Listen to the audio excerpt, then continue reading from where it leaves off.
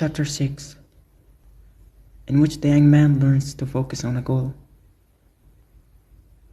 "Feel free to ask me any questions that cross your mind," said the millionaire.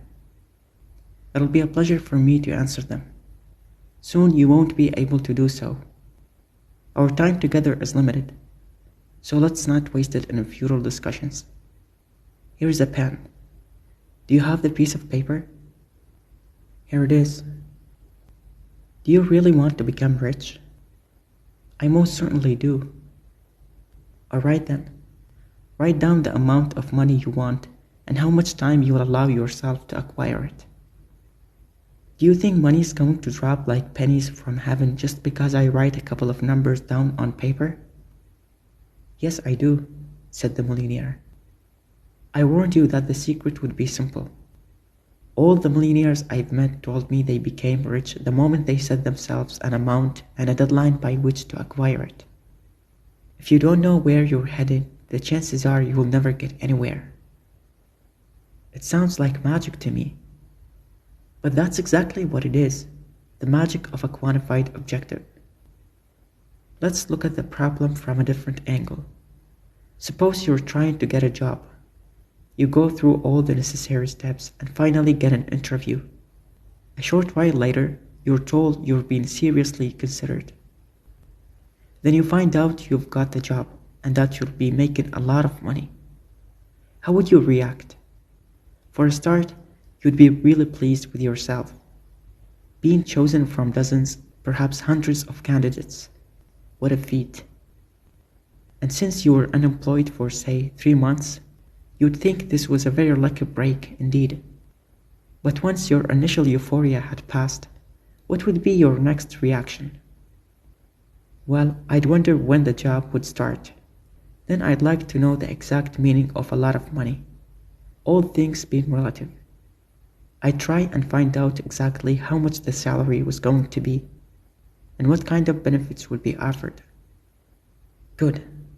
If, for example, you asked your new boss what he meant by a lot of money, and all he was willing to do was guarantee that you would definitely earn a lot, you wouldn't be satisfied, would you? Worse yet, you would probably start having second thoughts about his honesty. The fact that he refused to name a specific figure could quite possibly mean that there was something shady going on, and that your salary wasn't going to be as generous as he'd been implying.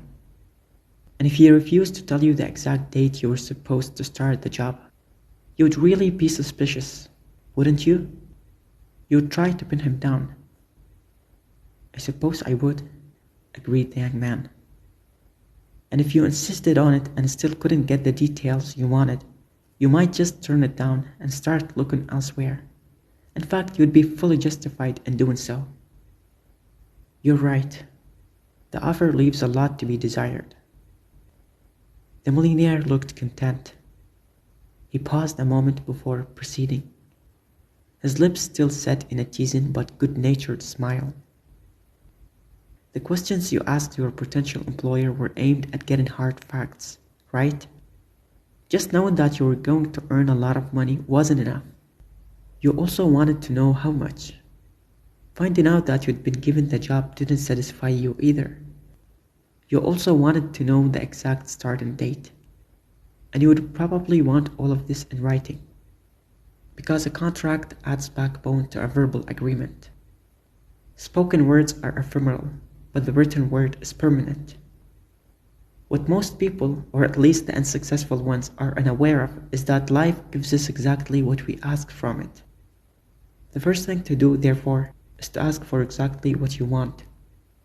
If your request is vague, whatever you get will be just as muddled. If you ask for the minimum, you will get the minimum. Any request you make must be absolutely precise. As far as monetary wealth is concerned, you must establish an amount and a deadline by which to make it. What do people generally do? Even those who want money and lots of it all make the same mistake. They don't establish an exact amount and a deadline by which to make it. If you need convincing, just ask someone exactly how much money he wants to earn next year. Ask him to reply right away. If this person is really on the road to success, If he really knows where he's going, and if he doesn't mind confiding in you, he'll be able to answer immediately. 9 out of 10 people, however, will be incapable of answering this simple question off the top of their heads. It's the most common mistake. Life wants to know exactly what you expect from it. If you don't ask for anything, you won't get anything. Now let's test you, the old man said. You told me you'd like to get rich. Definitely. Tell me how much you'd like to earn next year. The young man found himself at a loss for words. He had had no trouble following the old man's line of reasoning. In fact, he had agreed with it wholeheartedly. And yet he had to admit that he belonged to the vast majority of people who want to get rich but don't know how much they want to make. He was embarrassed. I don't know, he was forced to admit. But I think I've just understood one of my mistakes, perhaps the most fundamental one. It's a serious mistake. Let's try to correct it. Come on, write down the amount you have in mind. I really don't have the vaguest idea, muttered the young man. And yet it's so easy. Write down the amount you'd like to earn in the next year. I know what you'll do. Take a few minutes to think it over. When the time's up, you've got to write down the amount. We've already established the deadline. 1 year from today. So all you have to think about is the amount. Get going.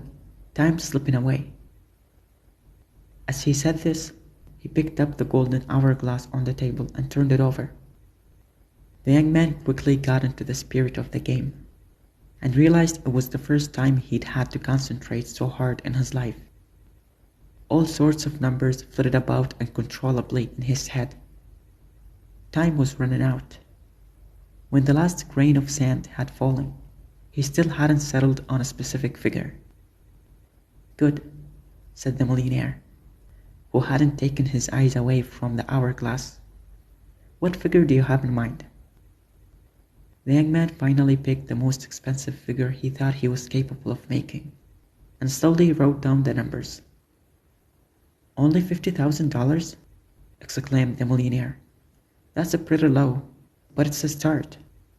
I would have preferred $500,000. You've got quite a lot of work to do before becoming an instant millionaire. But you'll see, it won't be as tiring as most people imagine it to be.